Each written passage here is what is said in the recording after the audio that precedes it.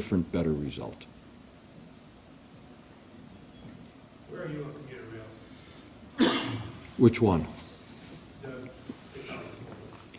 I support a commuter rail system. I've got some reservations about the way the recommended program is structured that does not have elected officials participating. I don't want to, this is where I start sounding too academic sometimes, but I'm very stressed by the notion of a body that can tax and spend public dollars and is not responsible to an electorate. So you want to overhaul the RTA then? I don't know. I think it's important to talk to the new governor, to talk to the county executive, other leaders, people who have invested a lot of time and commitment to commuter rail.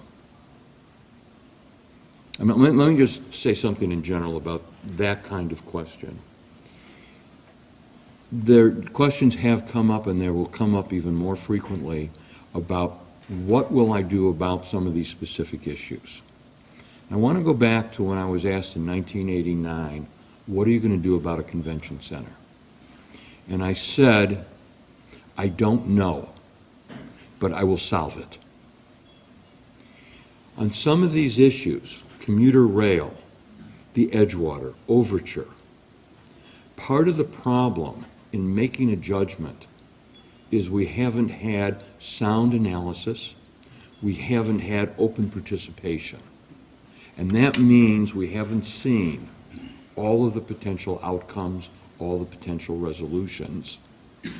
And in some instances, we may have to step back for a moment and re-examine where we've been and where we're going. The current recession, is this unlike anything you encountered when you did your previous stints for mayor? Well, dealing with what happened to the city budget in the height of the inflation and the oil embargo of the 1970s, when interest rates were approaching 20% and the price of fuel seemed to be doubling almost every week, and the consequences of that was pretty horrific. We made tough choices. We worked within the parameters of reality, and obviously Madison came through it very well. What do you expect to be the impact of the county executive race as far as attention on your race, driving turnout? Well, hearty, challenging campaigns for all of these offices is wonderful. The more interest, the more turnout, the better. And a vigorous county executive race, a vigorous mayoral race, vigorous races for the city council, that's going to make us a better community. How much did the Edgewater project factor into your decision to run? Not the Edgewater itself, but the process of what happened in the Edgewater had a considerable impact. Can you elaborate on that a little bit? Well, there's so many issues wrapped up in the Edgewater. There's the actual plan itself on the lake and the expansion of the hotel. There's the use of the TIF. And then there's this giant cloud, which is the agonizing process that evolved over a year, more than a year, which at points sidestepped formal city committees, sidestepped neighborhood groups, and I think it didn't serve anyone well. It not only didn't serve the neighborhood well, it didn't serve the developer well. When I look at that, I look at the problems in how we handled Overture. When I look at the snow plowing, which in effect was emerged over 6 years by default, all of them have a commonality: lack of discussion, lack of conscious examination of the issue and the consequences. Where would you put yourself on the political spectrum compared to the current mayor? Well, from what I can see right now, I'm going to probably have supporters that are more progressive than the mayor and more conservative than Dave Cheslevich. And you'll do your best to appeal to both sides then? One of the things that I've done in the past is I've worked with people who are very progressive and very conservative, and clearly everyone cannot have their values reflected in a final decision. But if people feel that they had a fair opportunity to express themselves, participate in the process, offer solutions, one of the things I've learned is that when the solution is arrived, there is cohesion in supporting it. We could use that today. Is your candidacy more about a groundswell of groups and individuals urging you to do something and to step back into the fray, or is it more about the fire in your belly? It's both. I mean, clearly, people have, especially in the last 2 years, clearly people have said, would you run, would you run, would you run? And I flatly said, no, it's not going to happen. Is there a desire? Well, anybody who's read my blog knows that I've had some strong feelings on certain issues, and I've shared them publicly. There was a convergence in the last couple of months of several things coming together.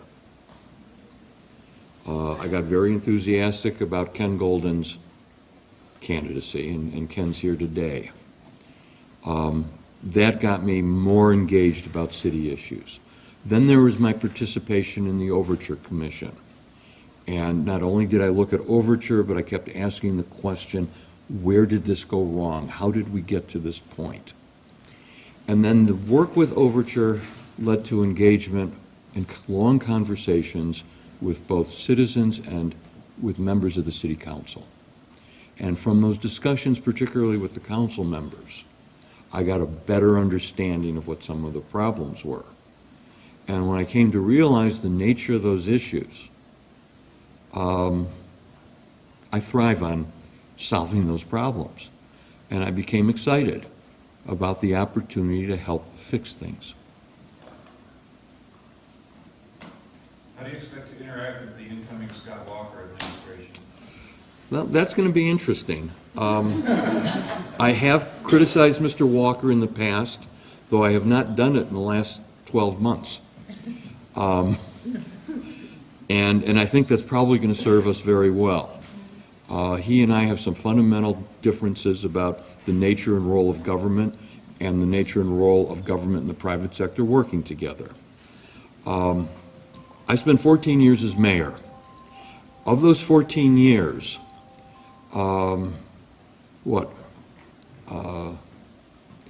probably 10 of them were working with Republican governors. And when you look at the accomplishments that we have with obviously more conservative governors than reflect my own views, when you look at the partnerships we have, when you look at the funding for city projects with the state, you look at Monona Terrace, we've had a lot of successes. Paul, what did you think a couple of weeks ago when the high-speed rail funding was pulled and Mayor Cheslevich made very, he had strong feelings about that and Walker? Well, I shared the mayor's disappointment. I shared the disappointment of so many people who'd worked on high-speed rail. I believe in subtle escalation when dealing with issues like that. In other words, you start out talking. I would not, in that particular instance, I would not have fired those salvos without a discussion with the governor. And if you look at my record, there's been some instances where I've fired more than 1 or 2 salvos. But those came only after literally years of talks, discussions, efforts to work things out. Do you think you have been more successful in getting in touch with the walker, or at least more patient waiting for that to happen? I would have been more patient. I don't know that I've been more successful. But I do know this. I'm in a better position to work with Governor Walker. You've certainly been in the role of incumbent in a political campaign. Do you consider yourself the underdog here? Well, I'm clearly the underdog, which isn't to say a distant underdog, but the incumbent mayor has to be considered the favorite. And we're going to enjoy winning. I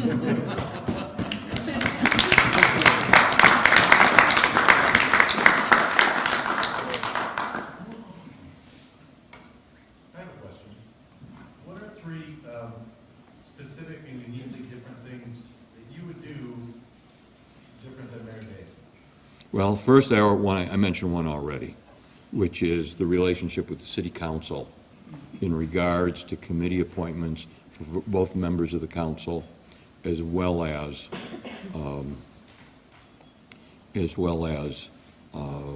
citizens. A second thing that would clearly be different is my management of the budget. There'd be broader citizen and council input on the budget, and there's certain budgetary practices that virtually every administration of the city has engaged for close to 40, 50 years, which the incumbent does not. I just point to the treatment of fixed assets as an example, or some of the borrowing that's going on right now. And a third area is the overall deliberative process, whether we're talking land use and transportation, or something as important as working with neighborhoods where economic issues of safety are critical.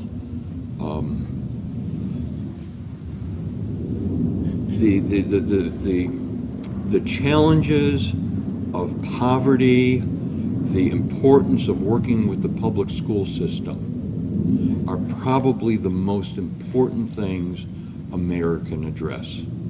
Because if those are not addressed, everything else loses its importance.